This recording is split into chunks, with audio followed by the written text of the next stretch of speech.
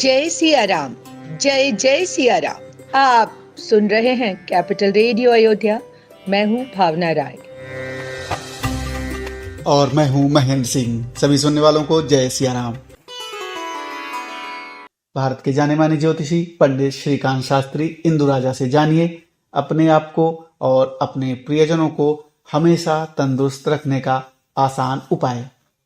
प्रिय बंधुओं, करी गोपाल की सब होई, अप्रत्यक्षाणि शास्त्राणि विवादस्तेषु केवलम, प्रत्यक्षम ज्योतिषम शास्त्रम चंद्रार्कौ यत्र साक्षिणो। हमारे सनातन धर्म में 6 शास्त्रों को प्रधान रूप से वर्णन मिले, जिनके अंग है कि नहीं है वो 18 विद्यान के रूप में परिवर्तित है जाए।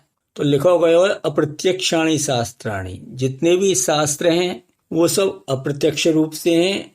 विवादस्तेषु केवलम, केवल एक दूसरे में खंडन और मंडन के रूप में जो है वर्णन मिले, लेकिन इनमें प्रत्यक्षम ज्योतिषम शास्त्रम, ज्योतिष शास्त्र एक प्रत्यक्ष शास्त्र है, जाको के प्रमाण आज भी चंद्रार्कौ यत्र साक्षिणो, सूर्य और चंद्रमा जाके साक्षी हैं। ज्योतिष की गणना के आधार पर ही सूर्य और चंद्र को उदय अस्त हुए।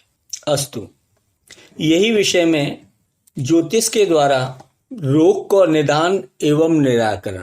हमारे प्राचीन शास्त्रन में औषध विज्ञान संबंधी ज्योतिर्विद्या को वर्णन मिले। सौर मंडल में ग्रहण की गतिविधि, जिनमें हमारी पृथ्वी भी शामिल है, और हमारी शारीरिक, मानसिक तथा भावनात्मक गतिविधि में एक पद समानता है। ज्योतिष और ग्रहण की गतिविधि के अनुरूप रोगन को निदान निश्चय रूप से किया जा सके।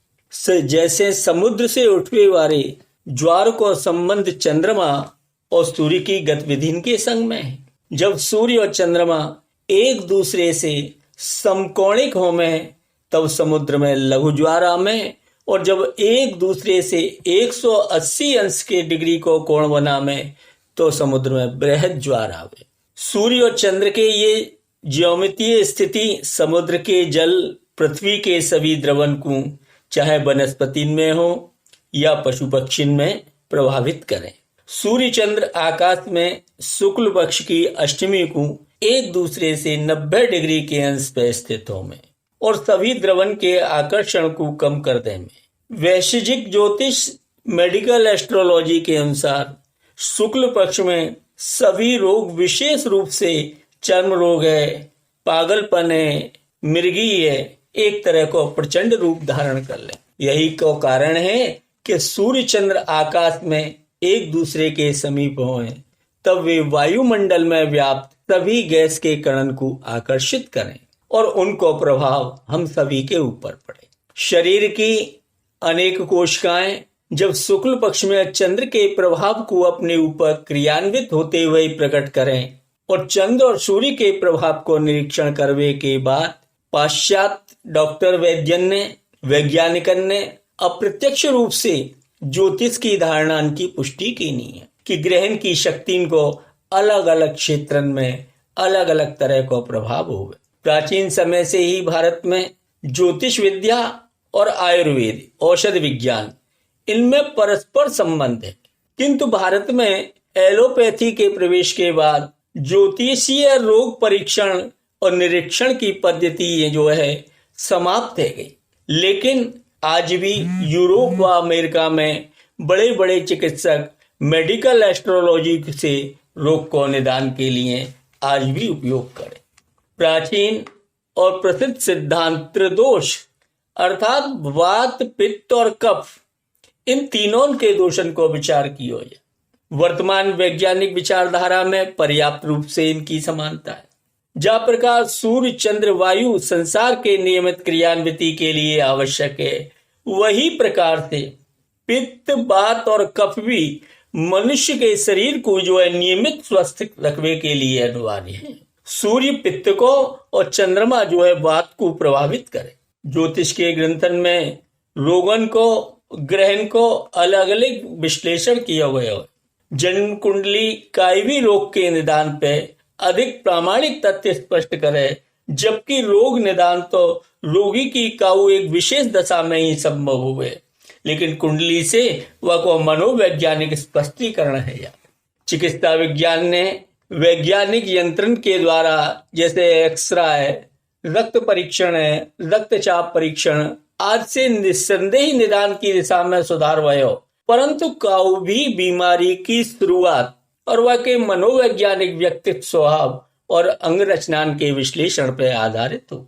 यही लिए अमेरिका, यूरोप में ज्योतिष संबंधी कॉलेज भी हैं जिनमें मेडिकल एस्ट्रोलॉजी विषय भी रखो गयो।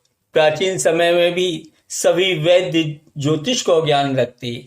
आज भी अमेरिका में अनेक डॉक्टर रोग निदान में ज्योतिष का उपयोग करें और रोग निदान के लिए ज्योतिष विज्ञान जो है वो सबसे उपयोगी मानो गयो है। अतः मेडिकल एस्ट्रोलॉजी की सहायता से वैद्य डॉक्टर शीघ्रता से रोग को निदान कर सके। उदाहरण के लिए जैसे शनि तुला राशि में होए और बुध पैवा की दृष्टि होए तो वह व्यक्ति के लिए गुर्दे की रक्त कोशिकाओं में तीव्र अकड़न उत्पन्न हो जाए। ऐसे विषय जो है रासायनिक विश्लेषण के द्वारा नहीं जाने जा सके। राहु व मंगल कुंडली में छठे घर में स्थित होए तो आतंक की वृद्धि को रोग उत्पन्न करे। अश्लेषा नक्षत्र यदि कुंडली के छठे घर में मंगल के संग होवे तो जातक के लिए कैंसर रोग भी है जाए। लग्न भाव से और अष्टम भाव से मंगल और शनि को संबंध है वे पे भी कैंसर रोग हो। आज भी अमेरिका में अनेक डॉक्टर रोग निदान में ज्योतिष का उपयोग करें और पुराने समय के जो वैद्य है वो भी ज्योतिष के लिए जानते। अगर रोगी उनके पास इलाज के लिए आयो, वह को लंबे समय से इलाज कर रहे हैं, कोई लाभ नहीं मिल रहा, तो वह की कुंडली के आधार पर देखते कि या मैं कौन सा ग्रह जो है या को बाधक है जैसे कि आपको लाभ नहीं मिले। तो ऐसा सुंदर ये ज्योतिष शास्त्र जातकों की आयुर्वेद शास्त्र के संग संबंध मिला हुआ है। हम जो है ज्योतिष के द्वारा रोग के निदान की प्रक्रिया को यही विधि से करने के लिए यह विषय को प्रारंभ किया हुआ है। जय श्री कृष्ण। दोस्तों, एक महत्वपूर्ण बात, अगर आप पंडित श्रीकांत शास्त्री इंदु राजा से व्यक्तिगत तौर पर भी संपर्क करना चाहते हैं तो हमें ईमेल करें। ईमेल एड्रेस है capitalradioayodhya@gmail.com। कैपिटल रेडियो अयोध्या के इस अंक में इतना ही। आपको ये पॉडकास्ट कैसा लगा कमेंट करके हमें जरूर बताएं। अपने सुझाव और फीडबैक हमें ईमेल करें।